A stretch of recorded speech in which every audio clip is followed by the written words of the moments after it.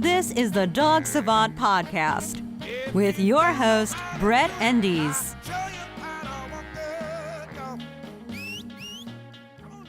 Hello, everybody. This is the Dog Savant Podcast, episode 21. Today, we're going to talk about dog parks. But before that, as always, we're going to talk about business, take care of what we need to. That means please rate, review, subscribe, share this with your friends. It's the only way that this podcast is going to get more viewers, more dogs being helped by the information I provide here. And it helps me just getting the word out. Go to all of my other social media outlets. It's The Dog Savant. Go to my Patreon page, patreon.com/The Dog Savant. My website is dogtrainingla.com. And watch The Untrainables. That's my show I'm the host of. That's on Facebook Watch. That's The Untrainables every Saturday morning. Watch that, support that. It's doing great. I love your questions. Anyone who's a fan of that show has been sending in your questions. Keep those coming. As you notice, we've been doing a lot of Q&A segments on the podcast. We did a live Q&A segment recently. We're doing more of these in the future as well, tied to the Untrainable show. So keep those coming as well. So we're going to talk about dog parks. In general, dog parks, as far as the theory of having other dogs intermingle with each other and socialize and exercise, is a good thing, okay? And I say it this way for a reason. I find that sometimes people are bringing dogs that have other issues and using the dog park as an outlet for their pent-up energies, physical exercise, or other issues that are not resolved in the home front or in the relationship they have with their owner. And this can carry into the interactions they have with other balanced dogs of people who just want to give their dogs that supplement to the proper structure, exercise, and all the other things they're giving their dog before they use the dog park as an all or none kind of place for these things. Also, because it's a dog park, you're really short of the one in Beverly Hills where there's someone who stands at the gate and checks to make sure you are a member. You don't know who's going there. You don't know if the dogs are vaccinated. There's no pre-screening for behaviors. You just don't know. And you also have a hotbed for some wacky owners at dog parks. I myself have had many. Maybe one day in the future, if it's appropriate, we'll put out a blooper reel of some of the interactions I've had videoed at dog parks of people who just doing my thing, working with my clients, just, pointing out some dog behavior. They overhear it and they go nuts on me, on the owner, on the dog. It's crazy. So I say when you go to a dog park, find one where you just sense a good vibe. There's a good balance. The dogs seem to be not constantly in an excited state. They're not all crowding the gate and barking. The owners seem to be monitoring their dogs, keeping command. If there's a behavior and imbalance, they're checking it. They seem like they're, thinking of dogs in a rational way. They're not freaking out or judging other dogs' behaviors. It's just trying to play the role of the referees while the dog's going to have a good time and go in their whole ebbs and flows, not being constantly lit up. A lot of parallel activity where they might just be laying around together, pauses in the play where they're just grazing or sniffing, just next to each other, not constantly engaging.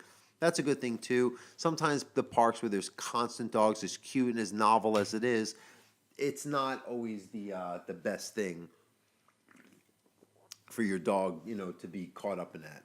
Especially if your dog has a few of their own issues, you might want to work on more of some structured interactions with dogs, smaller groups, structured play groups, even daycares where the dogs have been pre-screened for behaviors, they're vaccinated and whatnot either. I myself, I run a pack walk, which is a group class for just my clients for dogs that can struggle socially, but they do well together when walking, and it's good for the owners to have their dogs have that balance. I bring my own dog because it's good for him, and he plays with other dogs, but to have that walking in a structured way, almost like they're in school together, and then there is some recess. But hey, when kids go to school, there's a lot of structured side-by-side activity where they're not constantly engaging each other and they're focusing on a greater cause like the teacher. When even humans go to work, it's like there's not always fun and play, so there's that balance. And some dogs, they're not getting enough of that structure at home or around other dogs, and then they're just all or none again with other dogs at the dog park.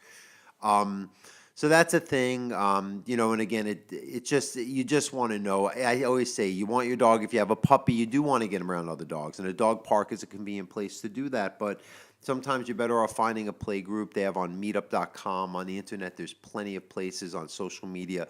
I'm sure you can find other puppy owners, other dog owners, because it is, you don't want to limit a young dog or a dog that does need to get exposed to dogs. But here in LA, there's no shortage of places in any, city or reasonably large town has an area. And I even say, hey, your dog might be better off going to a dog park and just walking around the outside and just meeting a few dogs on leash or, off, or just walking along the fence and just letting them have a visual. Especially if your dog has to reacclimate and you're working on your reactivity or your antisocial behaviors. So, the dog park, I think I don't want to say it's all bad or all good. I used to feel stronger about dog parks as far as being a better place to take dogs. But as time goes on, I think people are a little bit more, as a culture, anyone with eyes can see that we're different. Things are different than even a decade ago. And, there were less dog parks when I was a new trainer, but it just seemed like dogs had more balance at home and had more structure that wasn't being the lack of it wasn't being acted out when, coming out around other people's dogs and other people. Because like I said, there's people who really get into a very funny hotbed, very sensitive, weird agenda-minded place. A lot of people have, I'm sitting there just not minding my business. Me and a client are doing our thing. We're just talking, and someone overhears and they want to, second guess or interject and cut me off in what I'm trying to teach the owner that they're paying me to teach them, which I think the knowledge I know is valid because they keep having me come back. And this is just someone who's there with their own dog who knows better and gets frustrated when I'm just doing my thing. And I avoid this if I'm ever at dog parks at all. Once in a while I go just to help, usually on the outside, but I haven't entered the gate of a dog park unless it's like, there's one dog park in West Hollywood, I shouldn't announce it, but it's like a secret dog park. That one is usually one or two dogs. It's very clean. Dogs there are very well behaved, and it's small, so they're just, mingling together. It's not terrible, so I'll go in there sometimes with a client if it's the appropriate, situation or the vibe, like I said earlier. But in general, dog parks might be good to expose your dog, but there's other more beneficial ways you can get your dog around other dogs. In 2018, with the internet, you can find anything, anywhere, pretty much no matter where you live. Does that kind of breaks down like dog parks and etiquette? I mean, if you do go in a dog park, make sure you do monitor your dog and their play. If they do become too one-sided in their play, one dog's overly dominating the other. But they can roughhouse a little if one dog's mounting another or pinning a dog down and it's not kind of back and forth and looks like one dog's getting frustrated or too many dogs rattle up. And I always recommend being calm if you're going to referee dog interactions. If you start freaking out and screaming and it's going to send the wrong energy, and sometimes it sets off more than should be. You create an issue where it would have just been a calmly separate them, let them, reset, and then they're back in play, totally fine at peace. Where now you just kind of set off a fire or get explosion of their behavior. All right, so sometimes it's hard to explain these things. I'm always in my head thinking, so you have some insight. I want to paint a picture of situations that I'm not here. I'm just behind a mic, or I want to give you a human way of interpreting something that's so different as far as how dogs are seeing it, right? So bear with me sometimes when I look like I'm deep in thought or I'm overly explaining or not quite finding the right words. I do the best I can. And as a podcast, this is all off the top of the head. So I'm freestyling. All right, so. Question time. Oh, yeah. Okay. Yes. One more question. Let's do this. Okay, let's see. Literally, I'm just going to play like roulette, and here we go. Okay, this is a very common thing. We talk about this over and over again, but until there's no dogs pulling and reacting on leash, as I always say, I will keep talking about it in every which way possible to make this something that will not be in existence one day. And it's not just me. This is something that makes sense to the dogs if anyone applies it. And there's plenty of good trainers giving the same information, but maybe because everyone's listening, I can help more dogs here. Not everyone, just you, whoever's listening. Could be two people. Okay, so my ego's not that big yet. Okay, so let's see. All right, you hear the comments. Oh, here's someone who's very doubtful. They have a 4-year-old dog. They've tried everything, and they've been recommended to do a Halti. They've probably tried all types of corrective devices, bribing with treats, they said. Haltis, which is the same thing as a harness, even the special no-pull harnesses. it's really addressing the problem once it's already been created versus teaching a dog to walk in a focused, structured way. And so many of my podcasts, YouTube videos, episodes of the show Untrainables, all of this leads to teaching a dog, no pun intended with the lead, teaches a dog. Jordan said I have such bad dad humor. I do. I'm almost 45 years old. What the hell do you want from me? Okay, I try to be, hey, that's how I am. So you need to promote a dog to be focused on a leash when walking. They need to learn a heel, a let's go, or walk with me. I don't care what word you use. They need to learn to focus and have their mind and body in the same state when walking. And then they get released for potty break, socialization, exercise. But the majority of your walk should be focus-based, and you can promote that by building that muscle. And it's an instinct to stay with you. You can reward it once they accomplish it, but a lot of it is drawing this energy and this focus towards you by giving them this ability to walk with the properly fitted collar up high behind their ears, not something that falls low on their neck or their chest, that no matter how much you try to get focused, they want to pull against it. And you get their attention, if you're standing there, towards you through this pressure release, whether it be a slip lead, whether it be even a buckle collar, if you can get lucky with certain dogs up high. You can use, of course, a star mark collar that we use a lot on the Untrainables. You can use a pinch collar if used properly. Not a fan of metal choke collars. I wouldn't jump to something like an e-collar. And then the passive devices that are just kind of, going to create discomfort or physical restriction when they're not using it, although it might remedy the walking like a little Band-Aid. The problem's still there. I like to use these abilities to draw focus associated with the walk in these commands like heel, let's go, teaching a dog to walk at your side, and connect, and not have that mental rubber band drawing them ahead all the time that leads to everything else that's a leash-based issue. So that they just have that conditioned into them, because then you can start rewarding that when you promote that. And it's a lot of this energy reconnection.